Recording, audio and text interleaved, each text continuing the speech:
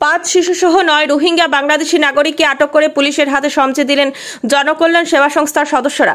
সূত্রে জানা যায়, আজ দুপুরে কাছাড় জেলার কাটিগড়া সমষ্টির কালাঞ্চড়া পার্শ্ববর্তী সাপ্লাই গেট এলাকায় থাকা মা কালী হোটেলের সামনে সন্দেহজনকভাবে ঘোরাফেরা করছিলেন এই 9 জন রোহিঙ্গা নাগরিক।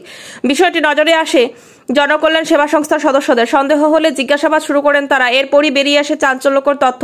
মোবাইল লেনদেনের তথ্য থেকে জানা যায়, নাজিমউদ্দিন নামের এক পাচারকারী এই রোহিঙ্গাদের বাংলাদেশে পাচারের পরিকল্পনা করে বদরপুর থেকে অটোতে করে তাদের কালাঞ্চড়া এলাকায় আনা হয়।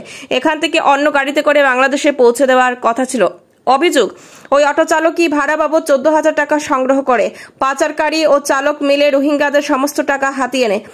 ফলে এদের কাছে আর কোনো অর্থ অবশিষ্ট ছিল না। এমন পরিস্থিতিতে মানবিক দিক বিবেচনা করে জনকল্যাণ সেবা সংস্থার সদস্যরা তাদের খাবারের ব্যবস্থা করেন এবং সঙ্গে সঙ্গে পুলিশে খবর দেন। কিছুক্ষণের মধ্যে গুমরা থানা পুলিশ খবর দেন।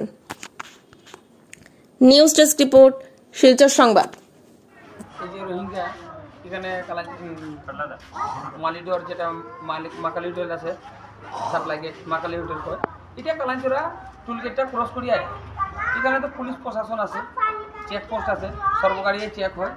এরপরেও কোন দালাল চক্রান্ত কীভাবে তারা এই মানুষটা তারা 5টা বাচ্চা আর 4 জন তারা বড় মানুষ 9 জন রোহিঙ্গারা কীভাবে তারা নিয়ে আইছে, আর যে গাড়িগুলো নিয়ে আইছে তারা মুখ থেকেই শুনছি এখন তারা কইছে বড় গাড়ি দিয়ে এখন নেওয়ার প্ল্যান, মানে যে তারা আনছে।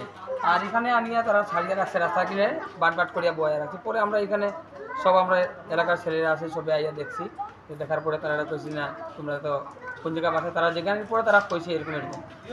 তো কীভাবে এই দালাল চক্রান্ত এই রোহিঙ্গাটারে আনে বা কীভাবে তারা পার করে, এটা আমরা এখন বর্তমানে আমরা প্রশাসনের কাছে আমরা তারা আটকাইয়ে রাখছি সুন্দরভাবে। তারা যেটা আমরা পাচ্ছি তারা খাওয়া দিয়ে দিচ্ছি এবং প্রশাসনের কাছে সমঝাইয়া দিব তারা কীভাবে এটা জানে, তারা বিচার করে।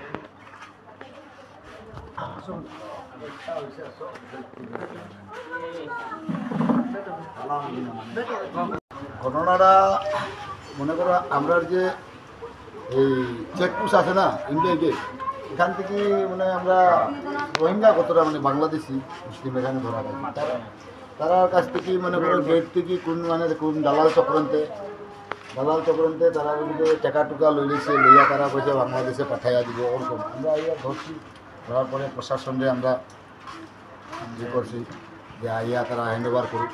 আর এরকম হয় কিতার লাগি, তারা যদি দালাল চক্রান্ত মানে কিতার লাগি এরকম দালাল করিয়া এই যে এটা তো কিছু একটা দায়িত্ব লইবার প্রশাসনের দরকার আছে, এটা লইয়াকে কোনো লাইনে সরকারি লাইনে তারা পাঠাইয়া দেও। এটা এইদিকে যে ছোটো বাচ্চা ছোটো ইয়ে হয়েছে তাদের সবসময় আমরা আরও একবার ধরিয়া দিছি এবং প্রত্যেকবার মানে এই এলাকার তারা মানে এই দালালে করিয়া তারা মানে পাঠায় দেয়।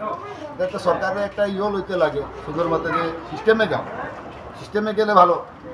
আমি হইলাম গুমরা বাগানের বিডিপি সেক্রেটারি।